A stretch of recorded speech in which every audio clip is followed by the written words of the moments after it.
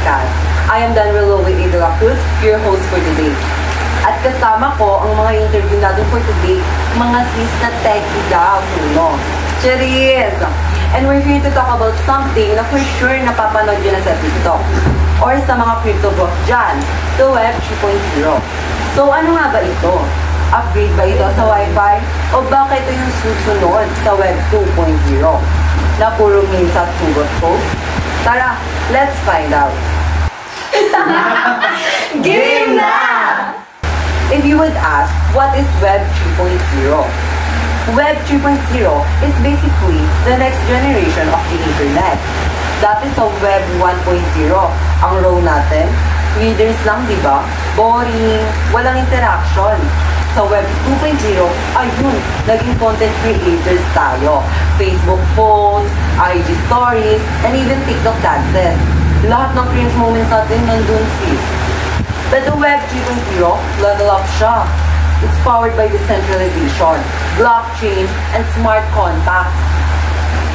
In short, hindi lang si Mark Zuckerberg may control. Ikaw mismo may say sa data mo, and that's the exciting part sa Web 3.0. So, ibig sabihin, wala nang mang-aalok ng sponsored ads after kung mag-search ng sinigang recipe. Kasi nakaka-click yun dito. Okay, sounds cool, Vera. Bigyan mo kami ng real-world example. Ano ba yung Web 3.0 tools na ginagamit na ngayon? Siyempre, ang top example ay Bitcoin and Ethereum. Mga cryptos yun. And we have NFTs.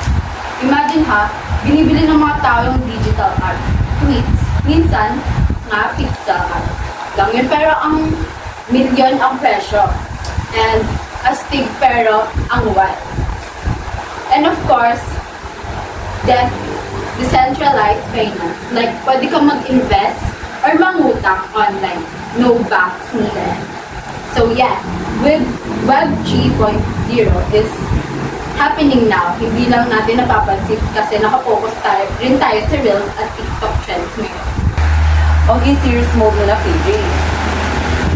Ano ba yung mga benefits ng Web 3.0 for normal people like us? Hindi yung tipong crypto-millionaire level, ha? Good point. Una, data control. Hindi tayo parang produkto na binibenta na info natin. Second, privacy security. Since blockchain transparent ang hard to hack, mas safe kung transaction. And third, ownership. Like kung gamer ka, yung items mo, sa'yo lang talaga. Pwede ibenta, hindi mawawala pag nagsara, sa'yo na talaga yun. At last, opportunities. Imagine, earning sa content, hindi lang yun sa YouTube at Meta sa iyong mayaman. Ikaw mismo ang kumikita. Ay, gusto ko yun! So, ibig sabihin, finally, babayaran na ako ng all-night scrolling ko sa TikTok? Sana all! Sana nga! But okay, not everything's perfect. Carl, spill the tea. So, ano ba yung mga challenges ng Web 3.0? Ay nako, madami rin talaga. Una, complexity. Honestly, ang hirap intindihan ng blockchain kung hindi ka techy. Second, accessibility. Hindi lahat may fast internet or resources, so baka maging elitist ang vibe. Third, risk. Walang masyadong regulation, so scams are real. And lastly, environmental impact. Imagine, crypto mining consumes so much energy and parang buong bansa ang kuryente na ubos sa pagmina lang ng Bitcoin. Okay, last but not the least. Ang pinakamaganda raw sa grupo nila, Jerry, si Jovelyn. Crystal ball time mo na. How do you see Web 3.0 shaping the future? For me, Web 3.0 is really the future internet. Imagine artists finally owning their arts. People getting paid fairly for their works online. Safer and faster transactions. Pero syempre, kailangan ng time, education, stronger tech, and clear regulation are needed. Hindi siya agad-agad, pero exciting and possibilities. So guys, Web 3.0 is like that friend that we promised. minsan sketchy, minsan exciting. Pero feeling mo siya na yung bubuo ng buhay mo. To summarize, it's about decentralization, ownership, and empowerment. My pros, my cons, pero for sure, it's worth watching for.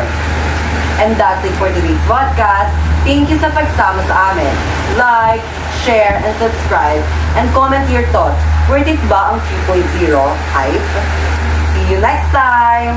Bye! Bye, everyone!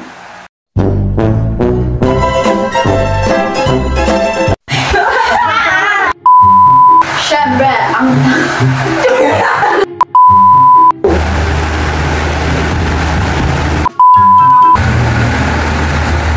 Go! Init? Go! Nakikinig na ko. Wala. Pwede ba yun ikahat? Gago ka?